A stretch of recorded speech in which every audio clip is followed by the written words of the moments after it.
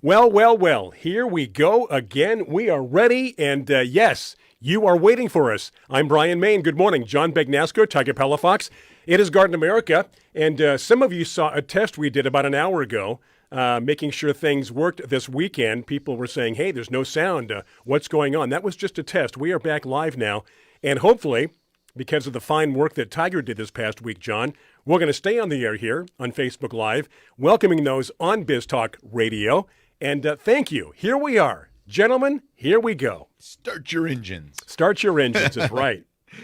Yeah. What do you think? Tiger, thank you. We on both ends, we had issues with your the telephone? The telephone side of the end of the production board and different things like that. We had issues with Facebook and connection, updates and all that kind of stuff within the apps. But I think we got it all resolved. Been working tirelessly through the week to make sure and do tests. A few people through the week might have noticed me putting up a bunch of blank black screen tests. Right. Like, exactly. I would every once in a while see, you've got a couple viewers or something like that. Well, there's a few things that go on. There's the connection to Facebook. Then there's the tablet. Yeah. And then there are updates that Facebook does, but they don't tell us. Right. Then there's updates to the tablet, which delivers the show to Facebook.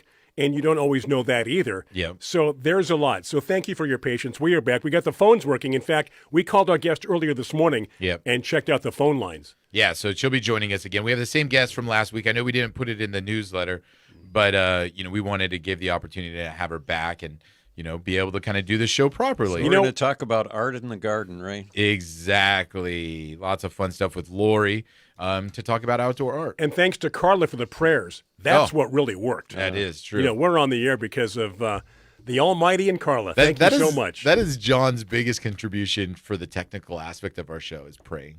Yeah, well, that's fine. I worked on the in-studio stuff. You did this stuff on your end, and John prayed. Yeah. And well, I had to because Mark Zuckerberg would not take your calls. Tiger called all week. Yeah. Well, you know why he wouldn't take his calls? It wasn't because he has no idea who he is. Mark knows who he is. Yeah, that's why he didn't take the call. I'm blocked. Boy, I don't think we could have had a better winter here in Southern California. Oh, yeah, right? Yeah, everything's wet, ready to grow. Shannon and I were, I think I told you last week, walking to the mailbox, and we saw monkey flowers in full bloom. Gosh, I'm glad you said flowers. I hear we saw monkey flowers. Yeah. I'm thinking, you live in Fallbrook, John. No, you're thinking of Costa Rica. Oh, you want to hear the howler monkeys, I do. Right? Absolutely. Yeah. Costa Rica, we leave on the 21st of April. Yeah, 6 more weeks. But you're so right, John, in the sense of, we could talk about rain and the weather, but the nice thing that we've had is we've had this sporadic rain, which gives the ground a chance to actually absorb it. And dry up a little bit between rain. And then it wasn't so hot that it completely dries up between the rains. Which has happened many times in the past, And so, we'll take this kind of weather. I mean, even the other day, it was like the perfect Southern California day where it rained at night. You woke up, and it was a partly cloudy, beautiful day the rest of the day. And then I think it rained at night again. And we'll take that. Rain during the day is not always fun, but at night, not a problem. I don't want to complain, but why change things, right? So because we weren't sure what was going on with the show, I was late on the newsletter, and I think for the second time in a row, I forgot to let people know about the time change. Oh. So at least in the newsletter. So what you're saying is tomorrow it'll be an hour later than it is right now. Yeah, Sunday night it changes. So tomorrow it'll be 9:10 Sunday on the West night Coast. Or Sunday morning? Sunday night. Well, you have to set your alarm. Sunday morning. You've got to get up at 2 o'clock and set your clocks ahead. Yeah. Don't do it before. You're going to lose an hour's sleep. Yeah, but what's so funny? Okay, the only things that I ever have to change my clock on now are my oven and my microwave. My car automatically does it. My phone automatically does it. Alexa does it. Everything else automatically does it. The only thing that doesn't do it is my phone. My microwave and my oven. Dana and I are into clocks. We love clocks. There's a clock in every room. Okay. So we have to set those back and forth. But we have a clock in the living room, the kitchen, both bedrooms. Really? Yeah. Where's the clock? Just those dial. Yes, old school. Yeah. Love clocks. Okay. You know what I say? Tick tock, baby. I think that would have someone cleaning your clock, Brian. Hey, Hey, John, I wanted to see time fly once. You know what I did? what? I threw the clock out the window. I don't know. All right, go ahead. Well, I see Rochelle's on the line, and I wanted to mention I got an email from Rochelle as I was going over my dozens of emails this week, and she asked if the rose formula that I had put out was still, if I still used it, and if it was still what she should use. We haven't talked about that for a while. I know, and I just wanted to let Rochelle know I don't personally use it because it's not practical for over 1,500 roses. Lazy. But if Yeah. you've got less than 100 roses, yes, Rochelle, continue to use it, and your roses will love you for that. Speaking of roses, I Yes. bought, this Tuesday will be 2 weeks since I bought a dozen roses for Dana. Oh, I thought you were going to say you bought another rose bush, and that would have shocked me. No. So florist roses, and I told her, I said, these aren't going to last as long as the normal bouquet of just, daisies and everything else. Right. But, if you get a few days to a week, be happy. Yeah. They still look brand new. We're going on 2 weeks. Florist roses from Trader Joe's. Well, florist roses are supposed to last longer than any roses, But right? my luck, usually, like after a week, they start to look a little peaked. And you start picking one out, throwing them away, the leaves. I'm amazed. My wife Janine is a sucker. And so the other day she was at like the She's convenience a sucker. I was going to say why she married you. Exactly. She was at the convenience store, and on the way out the convenience store there was a panhandler there, and I'm sure maybe he had gotten some roses out of like the dumpster or something like that, and was selling them to people as they came out or something like that. And she's like, okay, fine. So she bought a few. And so she tells me this on, I see them sitting in our counter and just these little purple roses sitting there. And so then that same day, Chrysler Imperial had some beautiful blossoms. So I cut some of them. I put them in the house as well. So the Chrysler Imperials lasted maybe, like you're saying, like 4 days, maybe a week. Okay. Yeah. And then the little ones that she got that were already practically spent when she got them from the panhandler, they were still going strong. They were still looking good. Days after I'd thrown out the Chrysler Imperial ones. And she's like, oh, look at these roses. She rubbed it in Now, my face. they spray. Aren't they sprayed with something for elasticity, as I say, for those florist roses? No. A preservative. They don't put anything on those things? No, they're bred. Florist roses are bred to have thicker petals than regular roses. But I thought, And because they have thicker petals, they last longer. because years ago, my cat got into the roses. This goes back probably 8 years. Was chewing on them, and then he had his throat sounded funny. He started coughing, and his purring sounded like an aquarium pump. And so I took him to the vet, and then Sharon told me, well, yeah, they treat those florist roses with something. And that's maybe like just pesticides and stuff like that in general. No, what Sharon might have been talking about was the solution they put in the water, That's to it. make them last Yeah, longer. yeah, that was it. preservative. Yeah, and to this day, Yeah. our cat is still alive. It's Bandit. He's 15 or 16. His purr still sounds like an aquarium pump, but his meow came back. Because for a while it was like meow, meow. I'm like, dude, are you possessed? And then so we took him to the vet, and they put a scope down there, and he had some irritation in his throat. Yeah, the thorns healed. have a hard time Yeah, getting They have a Digesting tough time thorns. digesting. Yeah, they thorns. catch in your So there's our cat esophagus. rose story. John, we've got a quote today by Helen Hayes, which seemed familiar. Have we used this quote before by Helen? Maybe. But if we have, it's The time to reason bring I it back. picked this quote was I wasn't sure if we were having a guest, but I thought it fit, and I have a Helen Hayes rose at home, and I had just pruned it when I wrote this. Wow. So, Helen said, all through the long winter, I dream of my garden. On the first day of spring, I dig my fingers deep into the soft earth. I can feel its energy, and my spirits soar. That is a great quote. I feel like that too. Right. Those of us that garden and get our fingers dirty Yeah. can certainly identify You know, we've with that talked quote. about the bacteria that's in the soil and how it physically can help you. The good bacteria. Yeah. Just, absorbing it through your skin. The other thing that can't help you is the time changing. It throws off your circadian rhythm.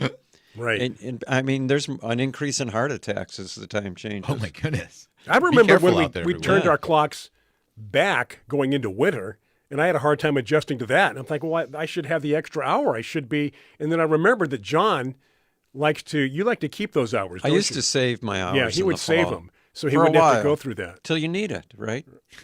So like, But now there's nothing you can do now. no. You can't save it because you're losing it. Yeah. Okay, you can't save it because you're losing it. That's going to be our theme today. Hey, with that in mind, we're going to take a break for our good friends on Biz Talk Radio. Welcome, Biz Talk. This is last week's show.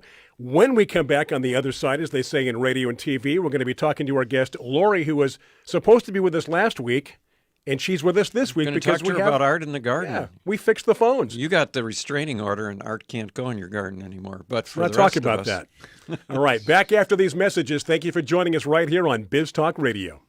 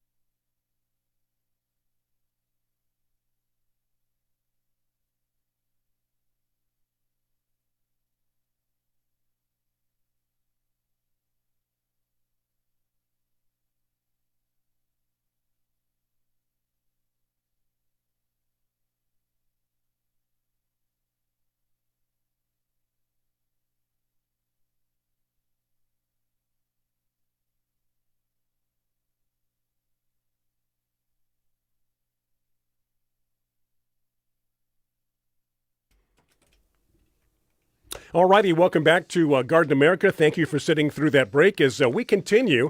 It is the weekend. Perhaps you're listening to us at some other time. That's great, too. We'll talk about all the ways you can listen and watch Garden America. But in the meantime, Tiger and John, Lorie is back with us. So kind, so patient. We've waited a week. She is back ready to go. So let's get into this, Tiger.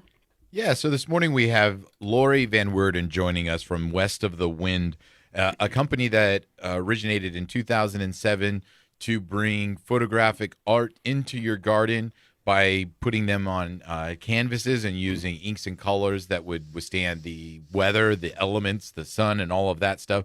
So that way, you know, when we talk about these outdoor rooms, just like any room in your home, you have the ability to bring in some art. You know, sometimes you have an area where the plants just aren't enough and you want to incorporate some art. Well, West of the Wind has made that an option. Lorie, thank you for joining us. Thank you for being patient with us and rejoining us this morning. Yeah, thanks for having me, guys. And I'm appreciative for Carla's prayers because it obviously has worked. Exactly. You know what? I thought Lorie might, be kind of sneaky.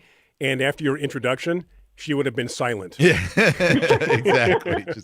Just to give us a little bit of a heart attack. It was very stressful. Make us nervous, you bet. Hey, Yeah. so Lorie, tell us a little bit about your story here, and then we'll get into the West of the Wind story. Yeah, so my story is I sell for Sue. We met at a garden trade show, and she liked me, and I liked her and the product, and so I started selling for her to the garden centers, patio and furniture stores, catalog companies, websites, etc. So did you that- start back in 2007, or did you come along later? So I've been with her for 9 years. Okay. But it's a fantastic product, and it kind of sells itself at the shows because it is so beautiful and colorful, and there's just so many looks and styles that you can purchase. So originally, when I started with her, there was a lot of photographs. So they were a lot of just like pictures of a cobblestone street in Italy, or a windowsill in Paris with flowers on it, or a landscape of, the sea with the cliffs of Italy or something. So it was a lot of photography. And then what we noticed as the years went on is we offered both artist paintings, watercolors, and that sort of look, but also the photography. And what was happening were the consumers were more looking and buying and purchasing the artwork, so the paintings. And so that just spurred Sue on to then start to license with all these USA artists. She has over 30 that she contracts with and licenses with. And then we use their artwork for these watercolor or these UV protected canvas prints. So now let's kind of talk a little bit about that. Maybe the interesting part of this is, people are sitting there thinking, oh, that's a great idea. Incorporate, some kind of painting, some kind of photograph into your landscape. Seems like an easy no-brainer once you really think about it. But, canvas, prints, sunlight, weather, you can't just do that with any normal canvas, any normal photo, because it'll just fade and, begin to disintegrate, right? So your guys' product is specifically made to be outdoor, right? Right. So the proprietary lacquer that she came up with is, so the canvas is actually UV protected on both the front and the back, and then it is stretched over a polyvinyl. It's almost like the frame, but it's the same materials that the windows in your home are made of.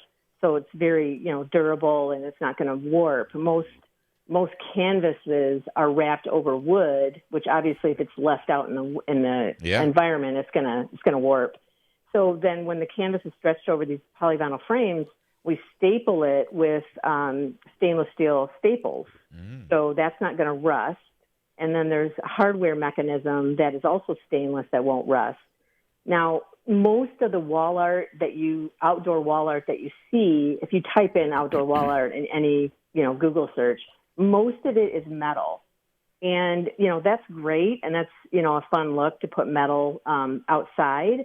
But eventually it's going to rust, and it could potentially damage your wall or, leave rust streaks on your wall. So that's what I love about this product is you can add that pop of color and that interest to your outdoor areas, and it's not going to damage your walls at all. I didn't even think about that. Yeah, so that's the good thing about this. And also there's so many sizes that you can purchase. Like we have 24-inch square, we have 30 by 40, 30-inch by 40-inch vertical or horizontal, and then we also have 24 by 48 vertical or horizontal, which allows you to use these in different, depending on how much room you have in the outdoor setting that you're putting it in. There's lots to choose from. Okay. And so, that is such a neat thing when it comes to like technical. I didn't even think about putting a frame on a wall. You're going to have rust marks or you're going to have problems down the road because, you don't realize those until you take that off. You're like, oh, wait a minute. Now my wall's all messed up and I have to either repaint it, re-stucco it, kind of go from there with different issues that you may have when it comes to the wall art. Right. Now, now let's kind of talk a bit about, ideas. Obviously an outdoor room, an outdoor environment, you're going to have a theme. You're going to have colors that you have incorporated into this area. Just like any living room that, or room that you have in your home, you guys are saying now you can incorporate art into this area, right? Correct. Yeah. So we've had customers who put them on fence lines. If you're living in Suburbiaville and you've got, the fenced in backyard, what a beautiful way to just add interest to those plain fences to put these beautiful works of art on the wood fences. So it's just a way to bring interest to that area that would normally just be kind of dull. And then you can put them on fence lines. You can put them on outdoor like she sheds and all those little, potting sheds that people have in their yards, sides of external buildings, porches. These also work well indoors for really sunny areas where I know when you have prints and things in like sunrooms and other areas like that are exposed to a lot of light, they will, fade really quickly. So these serve the purpose there for sunny areas inside the home as well, and also, kind of like damp areas, like if, you want to put one in your bathroom and it's gets damp in there, you won't have to worry about anything like that happening to the print. So these also work inside, but they're great for outside. And Sue does an excellent job of selecting the artist and the colors and the look to just match any outdoor decor. Hey, Lorie, we're going to have to take a quick break. When we get back, we'll continue chatting with Lorie Van Werden with West of the Wind Art. Of course, do stay with us. Those on Facebook Live, any questions, comments for Lorie or one of us, post it right there on our Facebook page. Those on Biz Talk Radio, going to take a break for our sponsors. By the way, today's show brought to us by the good folks at Fertilome. We hope you'll support them. Fertilome and Garden America, back after these messages with our friends and from your friends, too, on Biz Talk Radio.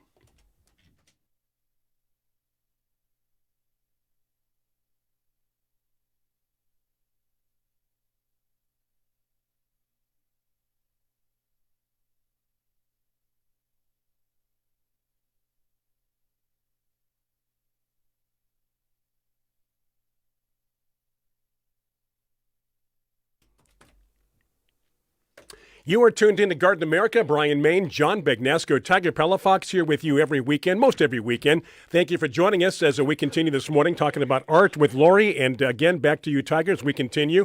And again, those on Facebook Live, any questions, be sure to post them right there on our Facebook page, Tiger. Yeah, please. I do see some chatter happening on our Facebook chat feature, people talking to each other. Good. And so we will monitor it for questions. And Carla does say that's a great idea.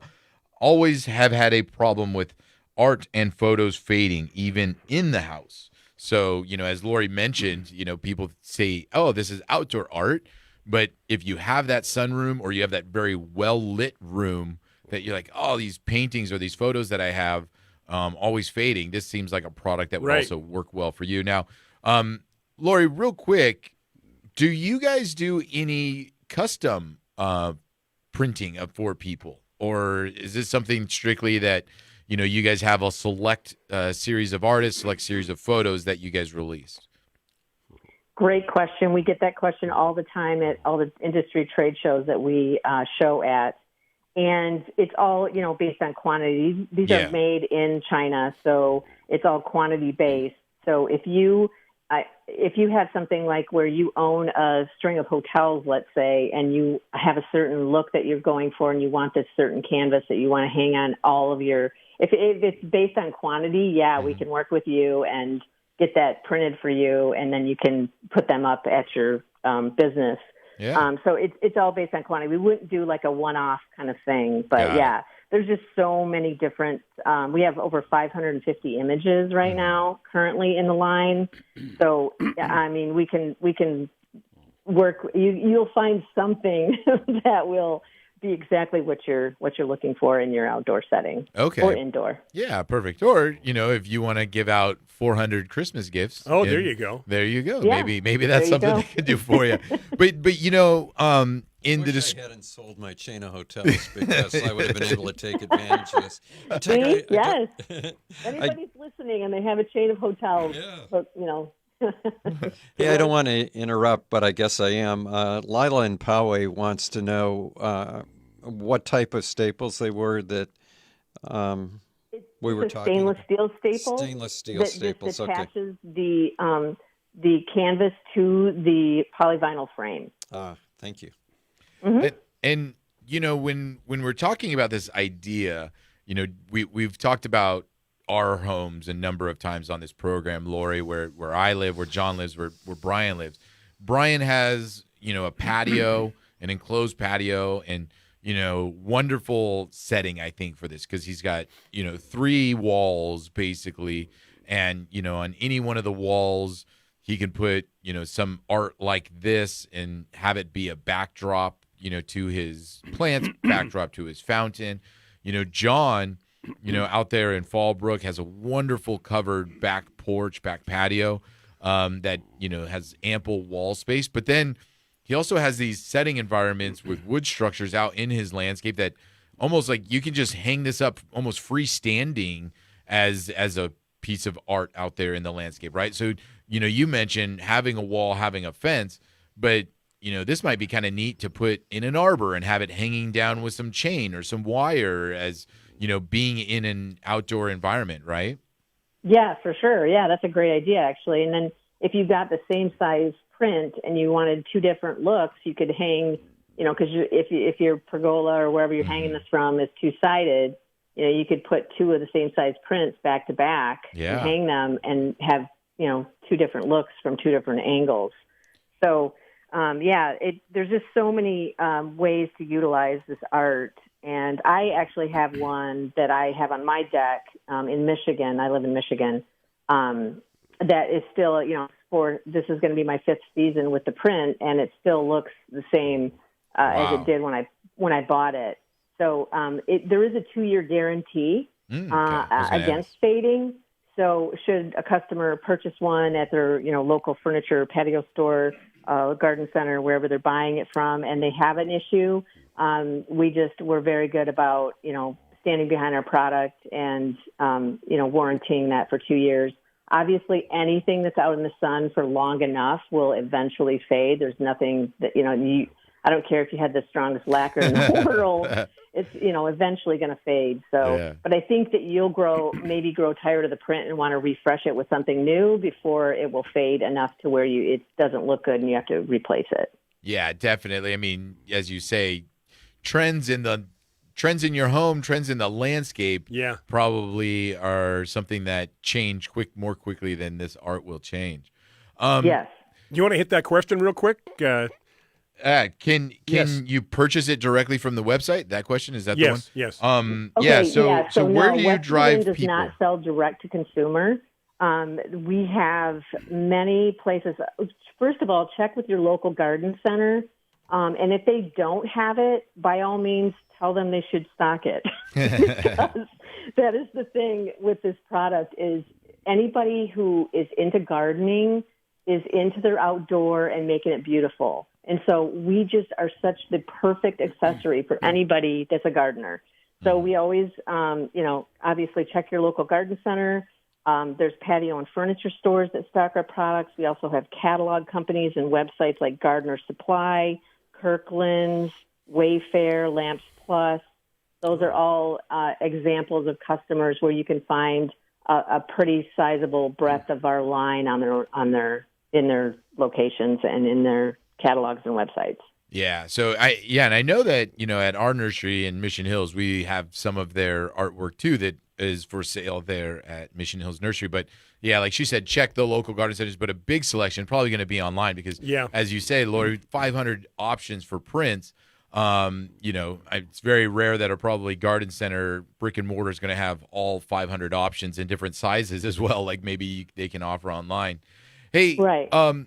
Lorie, I was going to ask you, and I'm sure this is probably very difficult for you, but with 500 prints, is there kind of a favorite for you? I mean, you say you had one on your back patio for a series of years. I mean, is there a favorite one that you got out there right now? Well, the one that I have is the hummingbird, and it's called Ambrosia, and it's just a beautiful painting of a hummingbird. That one is a top seller. But we also have so many beautiful florals and landscapes and butterflies, and there's some really cool ones that if anybody's into horses, there's some really beautiful paintings of horses now. So and a lot of the coastal scenes are really, really awesome too. There's just, when you walk into our booth at a trade show, it's so beautiful just to look at. I don't know why everyone just doesn't put this in their stores because it not only makes their stores look good, but the people will buy them because they are just so beautiful and they just bring so much color and interest to an otherwise kind of dull and lifeless area, beyond, nice furniture and a really cool pillow and maybe a nice throw rug. This is a really nice way to add just a lot of interest.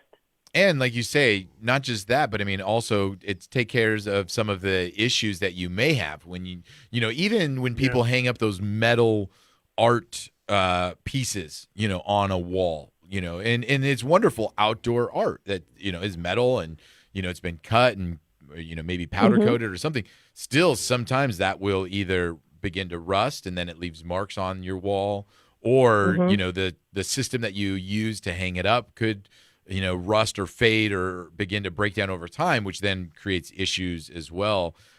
So this solves that issue a little bit of being able to kind of have something on the wall and not have the wall get messed up later on. Right, and these are true all weather, and people ask us all the time, well, what if I put this right outside where it's raining and the snow and all the other effects of weather, and they are all weather. So you truly can put them outside in the rain and all the other elements that Mother Nature provides. So, you shouldn't be afraid of putting this in, places where you would never think you could.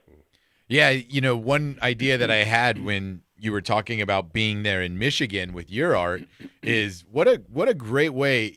And this might be going a little over the top, but I figure people up there where it snows many months out of the year, if you had it somewhere where you could see it from your house, and then you could keep the snow off of it, exactly, like a melting system or something that you look out in your yard, and with everything else being white, put some heaters around it. Yeah, and you have this beautiful piece of art just sitting out there, in the midst of this, blanket of white. That'd be pretty neat. Hey, Lorie, we're gonna have to take another break. When we get back from the break, we'll wrap up chatting with Lorie with West of the Wind Art and talking about how to utilize outdoor art in any environment. You betcha. Thank you for tuning in. Those on Biz Talk Radio, those on Facebook Live. Again, probably just one more segment with Lorie, and then top of the news for our friends on Biz Talk Radio. So questions, comments on Facebook Live, make sure to get them in during this segment coming up. Until then, we're going to take a break after these messages from Biz Talk Radio and great sponsors, including Fertilome.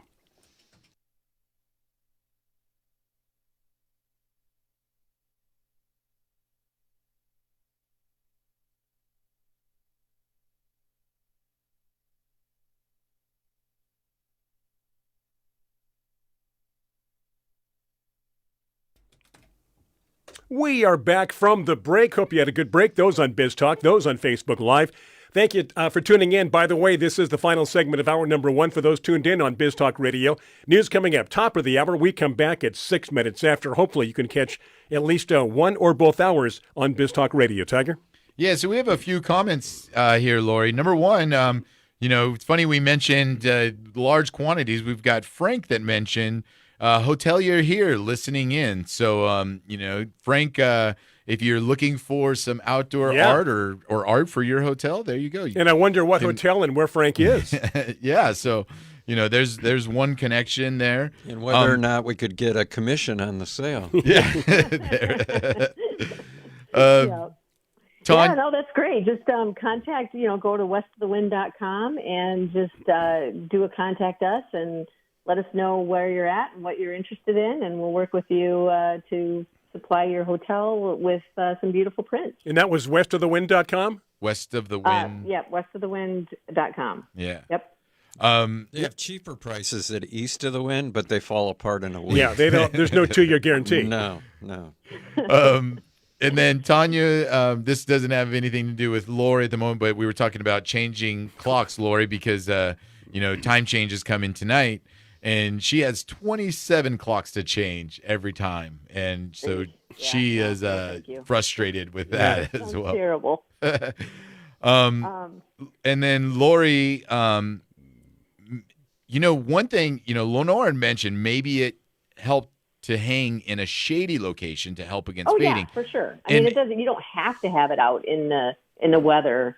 And obviously it's going to, stay brighter longer if it's under like a porch area, or it's not in direct sunlight all the time, or it is in a shady area for sure. Yeah, definitely. Does, make the vibrant colors stay vibrant for longer when it's in a shady location for sure. Now, I will say though, and this was something that did strike my comment when she mentioned that is, one of the issues with shady areas of a landscape, you can't trust them.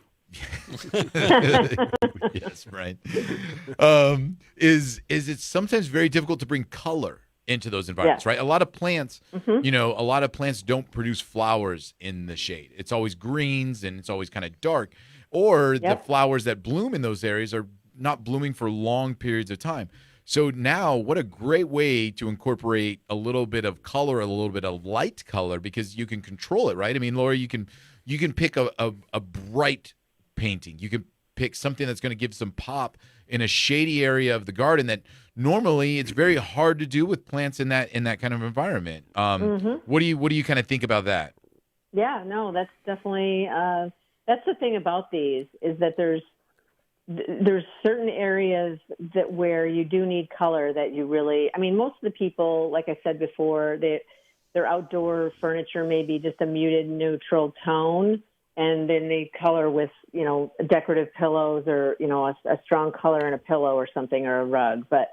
This is just a way to bring it to a lot of other areas where you normally, don't see a lot of color or potential for color. But the trends are, still booming with outdoor, decorating your outdoor. I mean, we saw, of course, in 2020, when the world shut down, our business just exploded.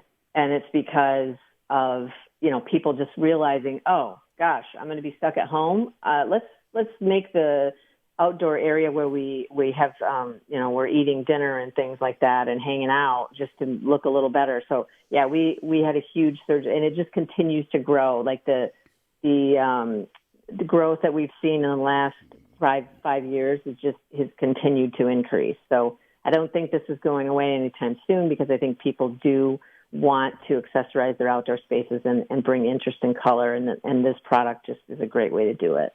And the other thing is, I'm kind of perusing your catalog here online, is also the ability to incorporate maybe a color that you really want in your patio, in your outdoor landscape, that is sometimes difficult to incorporate with just plants, right? Like if you're like, oh, I want orange. Yeah, there's a lot of orange flowers out there, but maybe where you live, those orange flowers don't do well, or those orange flowers are only in the spring, but now you can kind of have it year round, right? Correct. Yeah. No, it's great because you can select a lot of the websites, that have these prints on there. They sort by color. So if you typed in, you want a teal or a bright blue or, whatever color you're trying to accessorize with, usually those prints will, come up into view so that you can choose that to make that color happen. Yeah. I'm building an ADU right now in the backyard of my home, Lorie, and we incorporated these stained glass iris windows in there. So I'm gonna have to see if there's also some iris flower painting canvas that I can maybe incorporate into the new ADU as well. We'll go from there. Hey, so we put the website as a link online. Again, check with local garden centers or local retailers to try to find something in your area, but otherwise online is a great resource for it. Lots of great information about the product, Lorie. Anything else you want to cover before we let you go? Yeah. Okay. Yeah. I mean, if you're looking for something to accessorize your outdoor spaces with, this outdoor canvas wall art from West of the Wind is the place it's the thing to go to. Oh, hey, real quick, is there any notes for people that maybe a frame, for these canvases? Like, I mean, is there tips that you might be able to give people for that? As far as framing them? Yeah.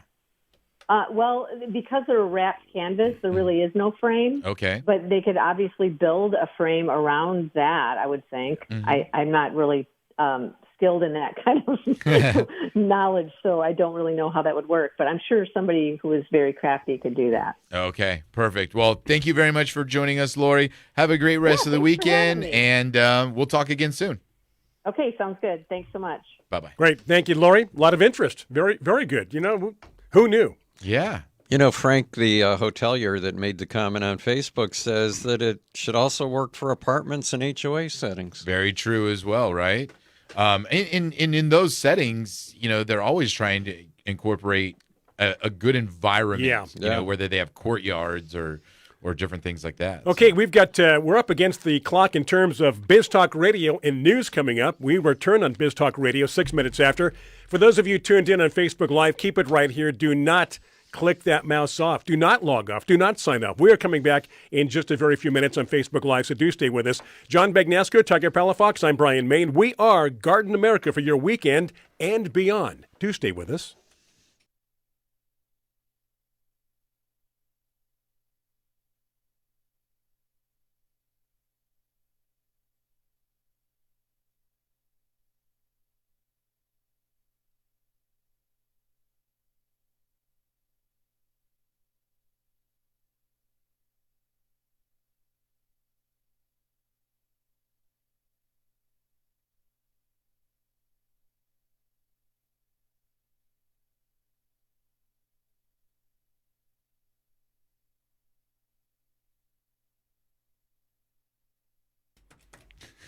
Welcome back to Garden America. Those on Facebook Live, this is hour number 2. Dos. De. I was going to ask Lorie if she drank pop. Oh, yeah? Or soda, or From not Michigan? soda, but pop, right? Yeah, Because in she's from Michigan, Michigan. it's pop. Pop, yeah. Yeah. You want a Anyway, pop? this is Garden America. Welcome. This is hour 2 for Biz Talk Radio. For those on Facebook Live, it's kind of one big long stream. Tiger, John, String of consciousness. keep on going. By the way, today's show, as always, will be uploaded on YouTube later on this afternoon. You can go back and watch anything you happen to miss. You can pause, rewind, do whatever you want. Alexa, around 3 o'clock today, will give me a notification, and I'll say, Alexa, notifications, and she'll say, the latest edition of the Garden America podcast is now available. Would you like to hear it? And she sounds just like that. You know, Yeah. our listeners always have such great ideas. Lisa mentions, what about hospitals? Oh, yeah? Yeah. Yeah, like you could have a picture of every organ as you walk down the hall. Gosh. Hey, I wanted to, Where'd we get him? Yeah, serious. That's what I want to know. for the first time in many, many years, I planted something in my yard without even knowing how it grew or where it had to grow. Okay, that whole Jack and the Beanstalk thing, Yeah. it's just a story, John. No, this was, you know, sometimes you think you know what you're doing because you've been doing it for 50 years. Yeah. Turns out you don't. Did you read the newsletter at all about Did You Know this week? I talked about Iris Nada. I did nada. Yeah, there's Read no iris. Okay, do you know? Do you sell Iris Nada? I don't think so.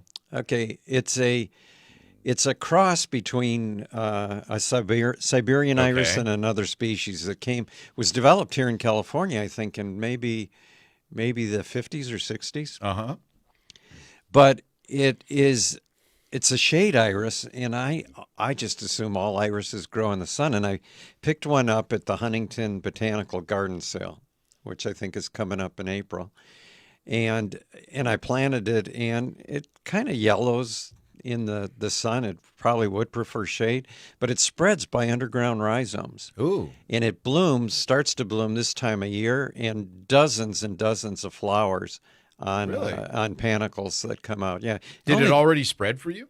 Yeah. Only 1 year and it's already spread. Well, and not only is it already spreading, it's like from where I put in the main plant, I saw a new shoot coming up. I put it at the base of the hill. Uh-huh. It's coming up like probably 2 feet up the Oh, hill. wow. So that's an aggressive spreader, huh? Yeah, yeah. But I'm just shocked at the number of flowers. And it's how really, tall? it's less than knee high. Okay. So, no, I mean, I'm expecting it to be only 6 inches, but you're saying almost 2 feet? I mean, knee-high. Are you talking about just the leaves or with the flower? No, the flower. Stem? The flower stems come up about knee high. Wow. That's But bigger the- than I thought. But the leaves kind of arch over, and they're probably less than a foot. I So like the they're- way you worked in, soda, pop, and knee-high, John. That was good. All in one Yeah. discussion. Very good. You were a fan of knee high for a long time. You know right? what's interesting knee high is grape or knee high orange? I don't think that knee-high is a California Oh, really? soda, but when I was a kid, there was a Mexican restaurant we used to go to called Old Town Tamale Factory in Old Town here in San Diego, and they served knee-high. And I think I probably liked strawberry Really? or whatever was red. Whatever the I red like one I was. like how John just asked you grape or orange, and then you say strawberry. Yeah, because it was red. But I remember that's Well, the we've only talked about this before. Yeah. The number one, or one of the top selling soda brands in Michigan was Faygo. And their commercial was always, which way did he go? Which way did he go? He went for Faygo. But there's a commercial where the kid wants to order a soda pop, and the waiter says, "Well, what kind do you want?" He lists like 20 flavors, and the first one that he listed was red pop, and then after 20, kid goes, "I'll have a red pop." Always the red. Yep. Sounds So fun. Brian's like a kid at heart. So do you want to answer Dell's question, John? What do we got? Yeah, what are your thoughts on pre-emergent after weeding? My thoughts would be depends on the area. If you have acres, I would say I don't know if it's going to work. But if you have certain beds, I don't know. Do they still make the product Amaze, or is there a new one? Nope. There's And maybe Fertilome has one too. I don't know. But pre-emergence lasts a long time. You're looking at what, up to 4 months, 6 months? Yeah, exactly. I'm a full fan of pre-emergent kind of, anytime, just from the standpoint of being able to control some weed growth in beds, because, especially after rains, it can kind of get out of hand. I was going to say, yeah, right. And if you let those weeds go to flower and then they go to seed again, you're just going to have this problem over and over again, where if you use pre-emergence regularly, you decrease the amount of seed weed growth in your garden, which will just make it easier later on to weed the garden or control weeds in the garden. And the only time that it's kind of a downfall is if you're ever trying to have a wildflower area, or you like, sometimes, like, for instance, in my landscape, I got California poppies that I love to just let come up. Well, yeah, that was the Isaac project. Yeah, and just let them go. Well, if I throw down pre-emergent, California poppies will not be coming up. So you kind of, work in that balance. But if your landscape isn't a seed annual landscape with flowers, then, pre-emergents are good to go. And I know some people are overboard on using organics, and they want organic weed killers, and they want to use vinegar and things like that. Oh, yeah. And corn gluten is a pre-emergent, but it doesn't last as long as the others. So if you use corn gluten, you're probably, you might be lucky to get a month. If that, yeah. And depending on, like you're saying, the weather. So it so it has to be reapplied, but there is an organic way to do it if you're into that, Brian. Yeah. Gluten-free gardens, John. Yeah. I do want to mention before I forget, though, for those of you in San Diego, right now at Mission Hills Nursery, Tomato Mania is happening, starting today. What? Today's the day? Today is the day. So thousands I had of no tomatoes. warning for this. I wish I would have known. What's new for my patio wall this year, Tiger? You know what? I've been so busy this week that I have not had a chance to kind of peruse the whatever you come up with. And then we'll see how I'll be well there they on do. Sunday, though. I'll be there on Sunday. Yeah. You've got Tiger to supply all your plants for you now. No, my tomato. He's my tomato connection. And you got me starting to bring you food. Hey, thank you for the eggs. John brought his chicken eggs in this morning, to which Tiger said, well, I can give you some too. I don't think we have to go back to the store anymore for eggs between the both of you. Well, John just saved you $40 now. Oh, yeah. Yeah, Dana's going to love that when we get home. Yeah.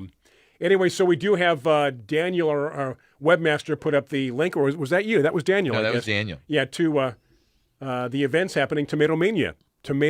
Hey, Mania. John, you got a question here. Mania. Do you From see it? Carla, right? I'm digging up some roses to put in pots because of weed abatement project.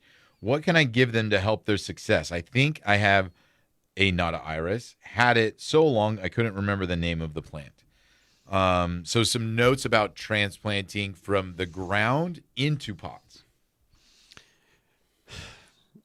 I would say that, roses are pretty easy to grow anyway, but if you want a foolproof soil, if you use the ocean forest, that has the fertilizers mixed into it. So if you use the ocean forest and then at planting time, just water that in with HB 101, I think that'll be fine.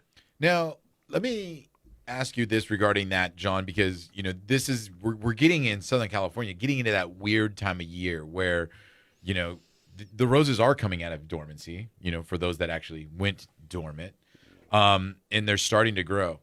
Is there a really bad time of year to do that? Meaning, because they're growing right now, they came out of sleep and they are starting to grow, is that worse than if they were May and June, and they're fully growing?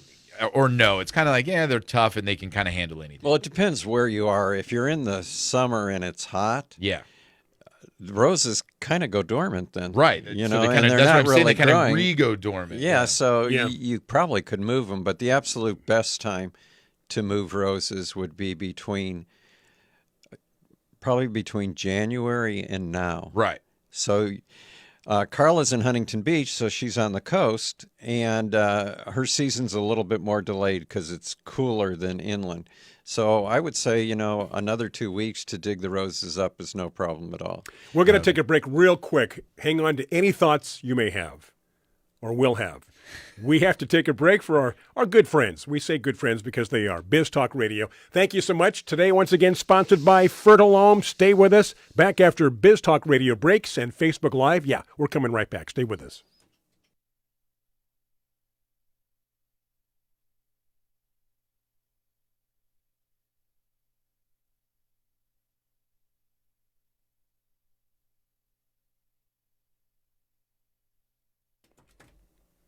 We have returned. The mics are hot. We are back. Facebook Live, Biz Talk Radio. Good to have you along as we check things out. That Tomato Mania happening starting today, Mission Hills Nursery for those in San Diego. The iris is white with markings. It's in the newsletter. If you get the newsletter, there's a picture of it in the newsletter. Yes, it's in the newsletter. Or if you Google iris nata, you can see images of it for sure, but you can also find out where to buy it since... Iris nothing, huh? Or if you Google that while you're in Mexico, nothing will pop up. Exactly. Iris nothing. That's exactly right. You just type in iris Yeah. and nada shows up. Nada. Okay. Hey, so it's funny. I am posting as myself in the comments because I tried to post as Garden America and it won't let me do it. I'll tell you why. Some update you did. Yeah. It's got to be the Facebook tablet It update. kicked me out of being able to post from Garden America. But at least sorry about that. They're getting your posts. Yes, And a I nice hope picture we're- of you and your family looks like there. It's kind of small. right? So Good times. If you are a rose grower interested in growing roses, one of the Facebook groups I belong to is #RoseChat. Mm. And Teresa Byington hosts a podcast, and I'm going to be on her podcast, I think, in a couple weeks, talking about the auction coming up. now it's going to be live. People are going to want to know where to go, how to find it, what time, all that. I think that it's recorded and then posted a week later. But you'll have the information for all those people that are just dying Yeah, to when hear I find you again out for sure. on another Included in the podcast. newsletter, too. I'm just talking about nothing but roses. Nothing. that Not a is- roses. All He roses has all the such time. a smile right now for that. Roses make me happy. Whenever we Lenore- give him a show that he can just talk roses. Lenore posted that the color orange makes her happy. Oh, she yeah. read somewhere, Tiger. Yeah. John, I need to send you a picture. I keep forgetting of the Australian bottle tree. Oh, yeah. Goodness gracious, that sucker's tall. Well, it's stretching to find the sun in your patio. It's no, you know what? There's a lot to be said there. Yeah. Still getting shadows, but What about the trunk? Is it swelling yet? It should bulb out. I'll have to take a look at that. I will take a picture and let you decide. Now, what's interesting? You might need to cut the top off if you want it to branch out a little bit. Oh. Actually, no, because in my patio, I like the way it's going Oh. straight. But here's the thing: so it grows, and about maybe 2 feet, it branches out, Right. and then there's nothing for another 2 or 3 feet, and then at the top, it branches out. Yeah, Is that's that why I was normal? saying if you cut it back, if Okay. you want it Well, to fill I will out send you a little more. picture or a small video, and then you can advise me on what you think the best course of Yeah. action would be. Now, you said bottle tree for our listeners, but I know you prefer to call it Brachiochiton rupestris. Yeah, but you know what? I can spell that backwards. Brachiochiton. I've always thought brachiochiton reminded me of a dinosaur. Yeah, a Right? Brachiosaurus. Yeah. Right? Brachiochiton. Like Brontosaurus, Brachiosaurus. I guarantee I always thought brachiochitons were maybe something like a dinosaur tree. there's probably nobody within, 50 miles that has that tree, that Australian bottle tree? No. Is that how common is that? It's not as common. There's a Brachiochiton. What's the other one? Populanium. The one that has the That's like, spear-shaped leaf. Yeah, that's like, well, is it spear-shaped? Yeah, isn't it from the poplar? Like it's a poplar leaf? Yeah, poplar leaves aren't spear-shaped. Yeah, they are. They're like kind of like pointed. Oh, you mean like Shield? Ace of Spear? Spades type shoes? Yes. Okay, yeah. Okay, Spear, I think of long. Oh, Yeah. okay. No. Yeah, I'm yeah. Long, thinking. narrow. I'm thinking like Ace of Spades type shoes. Yeah. Yes. Okay. But Brian, the one thing you got to remember, you say 50 miles. The one thing that you got to remember is that you have probably some of the most diverse tree selections in the world right where we're at, where we have the San Diego Zoo, San Diego Wild Animal Park, Balboa Park. Let's not You've got the Quail the Botanical San Gardens. Diego Botanical Gardens. Right. That we have such a cool selection of trees in our area. I guess just I from should having rephrase those. that, like Yeah. from a personal level. Yeah. Not from a public or a park or the I zoo, gotcha. but like anybody in their backyard or patio, whatever. Well, I would say definitely you have something unique for your HOA. Yeah, You want to make sure. it really personal. Within 4 houses of you, it's very unique. What we need are more eucalyptus trees in the area. exactly. If any of our listeners are in the LA area or you want to drive up to the LA Arboretum, they have some mature bottle trees there. Yes. And if you're walking by them, you're going to stop and go, "Oh my gosh, is that real?" Yeah. Yeah. Yeah, it's really neat to see some of the tree selection. It's funny. I was talking to a guy this week. They had to take down a carrotwood tree. They had to take down a carrotwood tree, and they want to put up a new tree to create some privacy. They're on the coast down here in Southern California, and so they're looking for some options. And, it's always we want something not very messy, That grows fast. Grows fast. It only gets a certain height. I'm like, all right, please stop, because I'm Right? not going to satisfy that right now. So let's just not even talk about those things, because whatever grows fast is going to be messy. Whatever is evergreen is going to be messy. I used to, when I worked with your dad at Nurseryland, the customers would always go, "It sounds like the requests have not changed." But Yeah. they would come in asking for something, that would grow fast but not get too tall. And Right. we had a salesperson who would say, "Oh, this is what you want. This grows really fast at 6 feet, stops, and never grows after that." And It's it like, picks up its own mess. yeah, if it's going to grow fast, it's going to be messy, and it's not going to stop growing. It's going to keep growing. Yeah. But you can top it. That's up to you. Well, that's what hedges are. Well, I yeah. mean, they're meant to be pruned. sure. Yeah. Exactly. I guess that's it. Done. I'm kidding. go We have home. we have 2 more segments after this. We're well into the show and enough ahead. Yeah. I know I talk about this too much, but I'm trying to take care of everything on my bucket list. And this year there were some things I wanted to do, and it's already too late. Like might be going on this weekend, the Orchid Show in Santa Barbara. And I think we had planned on going to that, didn't we? We talked about it. And it started yesterday. We didn't do that. And Tiger and I were talking about going to the Philadelphia Flower Show. We talked about it. And we missed that. We got Costa Rica coming up. That's a huge trip. Hey, Maybe Rick's got next a year. question. Rick says last week he tried to ask the question. This week he's trying again.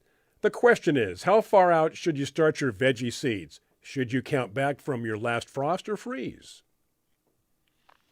Well, Yes. yeah. Absolutely. He's in Idaho, Yes. and it depends what it is. But yeah, you need to know how long it takes to germinate before you can put something out.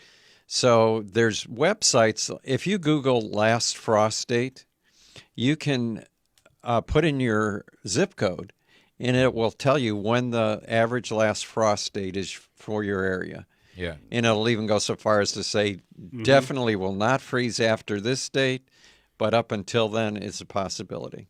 Okay, we're going to take a break. We've got 2 more segments coming up. Our next segment is one of the longer ones, and then we've got a short break closing the show, so do stay with us. Facebook Live, Biz Talk Radio. Again, keep those questions, comments coming on Facebook Live. This is Garden America. I'm Brian Main. John Begnasker, Tiger Palafox, having a good time on your weekend. Do stay with us as we just keep on growing.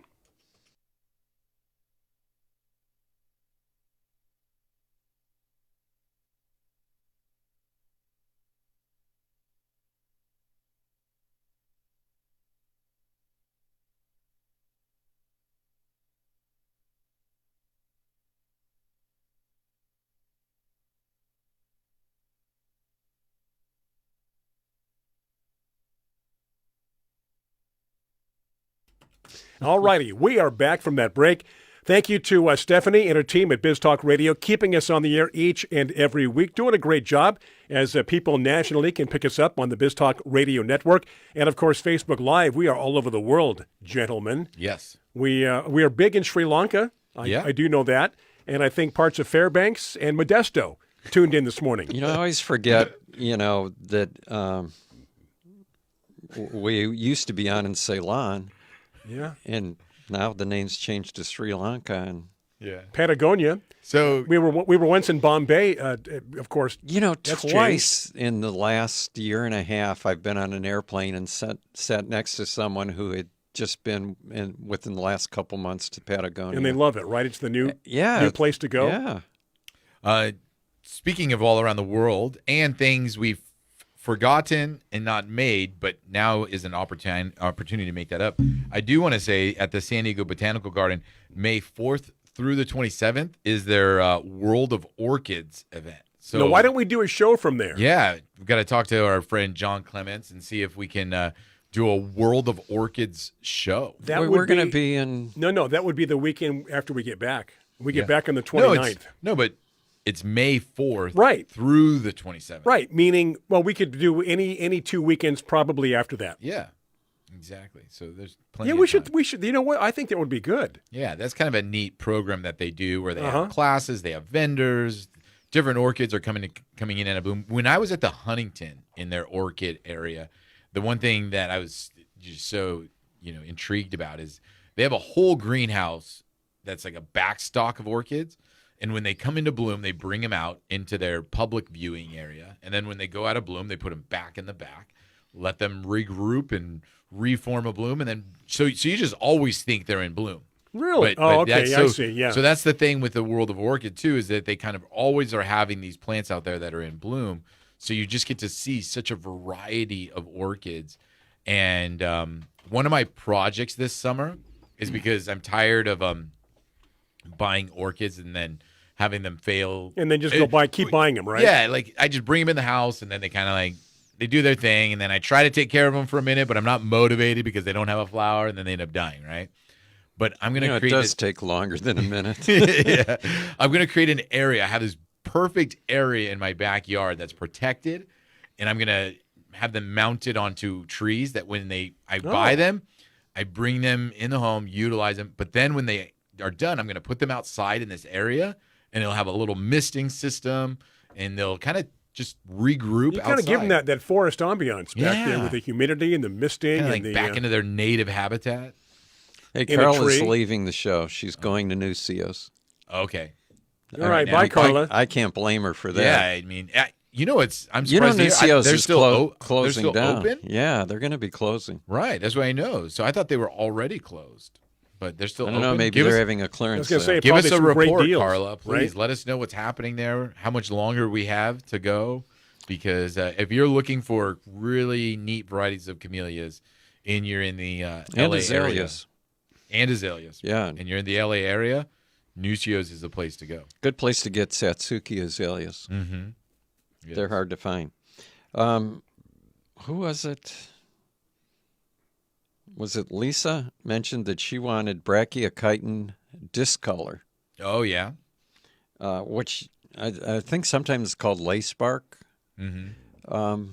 Bottle tree, and you don't see that one very often. No. Sometimes you'll see one I always liked was brachiochiton acerifolius, which is the flame bottle tree. Mm-hmm. Now that I think of that, I might need both of those on my property. You know where the thing that you can do with all of those is a lot of times you can find the seeds online very easily, but they are difficult to find growing, like people growing them, like if you want a 1 gallon, 5 gallon, 15 gallon. But there was that company that you really pushed, South African seeds or something. Yeah, brachiochiton those from Australia. Australia, but I was saying there was another one that when we were talking about that South African, I feel like they mentioned an Australian, counterpart also that had a lot of the Australian varieties. There's Australian Native Plants, which is a company here in California, up in the Santa Barbara area. And if you go to their website, I think they also sell seeds, Okay. so they might have it. And the brachichiton I have at my house, my daughter-in-law grew from a seed Yeah. that we picked up off the ground at the LA Arboretum. Yeah, a lot of those trees grow very well from seed, so it's usually easy to get those, but difficult to find the actual plant. There's just such a extensive variety of trees, and when a grower, a nursery is committing to growing trees, it's a lot of time, a lot of energy. So you really got to pick and choose what you want, because it's not like you're selling a ton of them all at once usually, unless you're selling a ficus hedge or podocarpus hedge. What do you think about Dana's comment? She wants us to do a show on gardening mistakes that we've made. Okay, It'd I'm be a very trying short show. We could do a few segments. I don't know if a whole show, unless we have people on Facebook who chime in and talk about their mistakes. I'm trying to think of a recent mistake that I made. could talk with about something. your mistakes if I can't think of any of my own. Yeah, but that's not. We're gardening. We're talking about gardening mistakes. Yeah, that's what I'm talking No, about. I don't. too. I don't think so. You know the first one I would mention. You know what? Really, this is. You know what? It's unbelievable. He just doesn't want to let go of that, does he? No And actually, soil I in was pots? doing a good thing at the time, trying to spread it evenly to the other plants. So yeah, one or two are going to be a little low on soil. Yeah. Actually, you know what that was for? I know it just pushes buttons for you. It was and that's for why I do good it. drainage. I was good drainage. Yeah. Oh, it had good drainage. Oh yeah. There was I got no news for you. soil for it to hold any water. I got news for you. That was 10 years ago, and it's still alive. Well, no. Not only is it still alive, wasn't it? Was it the Green Planet or was it? Yeah, I think the it was Green Planet. We might as well tell everybody. Here's a mistake. I killed my Green Planet. The one I gave you, the one that you got the cuttings? No. So I killed mine, and I had to go back to Brian and get cuttings so I could get a new one. Right. And what John is talking about is years ago he came over to my house, and a couple of 2 or 3 of my pots had soil about halfway up the pot, maybe, because I was low on soil, and I took some of the soil and spread it out. So that's been the running joke. But now, how are those cuttings? How do they do? Good. It bloomed last year. And that came from a Green Planet that I got at the auction in 2004. So that's 20 years Your ago. son Eric was the one who bid on it. Eric bid on that Right. 20 years ago. Goodness Because I gracious. think they paid you to be the auctioneer, Wow. and you gave the money to him. He gave, and I think the winning bid was like $80. It was $80 At the time. I remember that exactly. Yeah, I've got a lot of old roses. You know what? And I love the idea, Dana, and I will get on that. I think that's a fun idea to have a show about our Mistakes. landscape mistakes. But you know what would also be kind of fun to incorporate in that is we could do some research and find some of the worst landscape mistakes, kind of ever. Like pictures? Well, one thing off the top of my head is Now, what about common mistakes people make? Well, in yeah, the we landscape? can. But no, what I'm talking about is, over there in Balboa Park, they have that giant Morton Bay fig that takes up the size of a city block, right? And I mean, it's a great idea and a great concept, right? To plant some of these massive trees that will eventually take over areas. And I wouldn't say this one's doing any damage per se, but it's funny when you go into cities or parks or commercial landscapes that have had a landscape designer Or- thoroughly think out something. Or an HOA association. Yes, like your eucalyptus trees throughout your whole complex, and what that's doing to the piping, to the sidewalks, did to you- the roads. Did you come over, or did we know each other at the time when there was a huge eucalyptus tree right to the left of our front door? Yeah, Right right there. And they finally had to take it out because, as you mentioned, our second bathroom was just inside the house from that tree. And All the piping. The toilet wouldn't flush. It was backing up. And, of course, there was a root that came in there. Yeah. So they had to take the tree down because the plumber said, I can keep cutting these roots, going to keep on growing right back again, nonstop. So that's a very good point. And I'm so glad they took that tree out. Or certain other plants. We talk about, trees. That's a very common, very easy mistake for, I think, a lot of people to point out. But even other things in the sense of, in our urban environments where they try to introduce plants. They're like, oh, I love this plant. It's a beautiful plant. I'm going to put it here in an urban environment. And we just know those plants cannot survive in urban areas with the traffic, the soot, Sure. the environment that it dictates to grow a plant is not conducive to certain plants. And, next thing you know, they plant out a park and you go back 6 months later and the park's half dead because, these plants wouldn't be able to survive along the road or where they bring in plants that attract certain pests or bugs. Right. And now you've got all these issues with this in the area that you've created. So there's a lot of fun, I think, public mistakes. It's what I call point counterpoint. Sure, it looks good on paper. Yes. Colors are good, so on and so forth. What about the root system? Yes. What right. about the longevity? All right, I got to ask this question now. You know how you usually appreciate my mixed borders, right? Yes. Okay. Would you think that you're talking about the Moreton Bay fig, right? Yeah. And would you say I made a mistake in my mixed border by planting a banyan tree? Yes, exactly. So that's what you're talking about. And it might not be a mistake in your lifetime. Yeah, but that's all I care about, really. Exactly. No, and that's the truth, right? You care about your lifetime. We got to take a break. We've got one more segment. Kevin brings up a good point about planting a ficus too close to the foundation. Oh, I think a lot of people have done that. But I will tell you how that affected me, and I didn't do it on purpose. After we return from this break on Garden America, please do stay with us.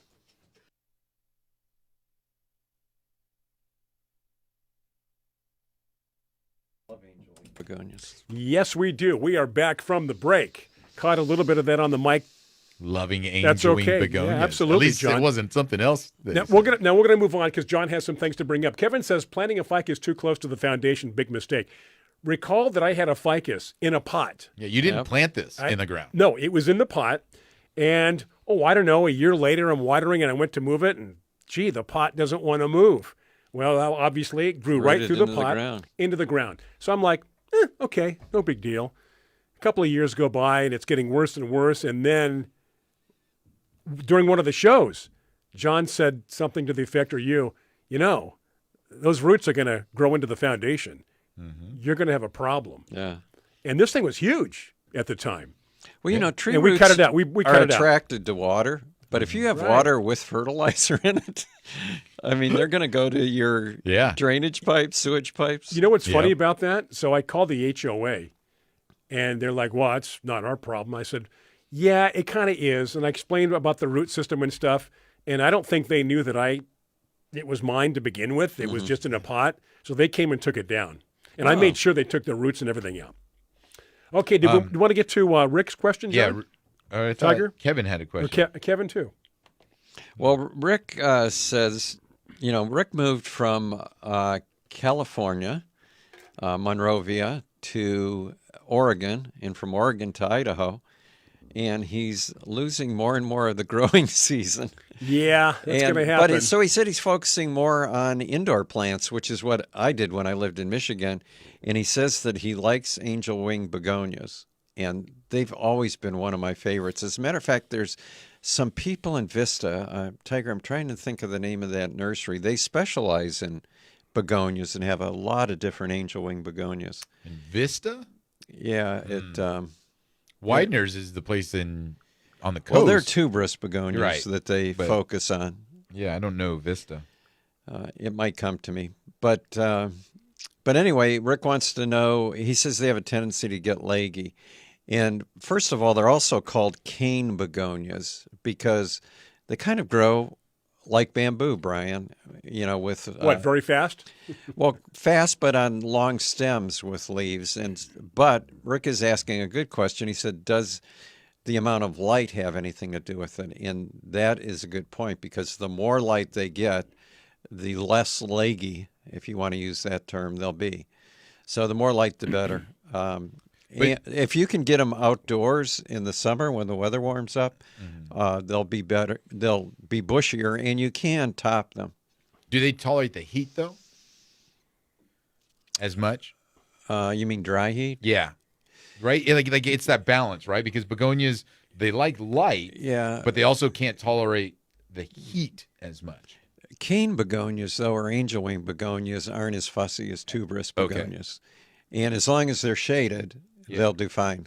I have one. There's one called the polka dot begonia that you're probably familiar with. Mm-hmm. And I have that planted in the ground right by my sliding glass door, and it seems to be doing really well. Oh, John mentioned Jim Boomin. I don't know if that's Boomin Floral. I know them. They have a lot of tillandsias and a lot of small specimen, different plants. He says that they have a lot of begonias, and Olive Hill has a good selection too. That's not the No? company I'm thinking of. Okay. And John says, let's do a program Yeah. from the Orchid Show. So I'll talk to John about that at the San Diego Botanical Garden in May about, doing a program And up there. we'll run some tests Yeah. to I think as far that'll as be hooking great. up to Facebook and doing the show. That'll be a lot of fun. So yeah, and then Lisa wrote cuttings of angels going right now. She's got some cuttings happening.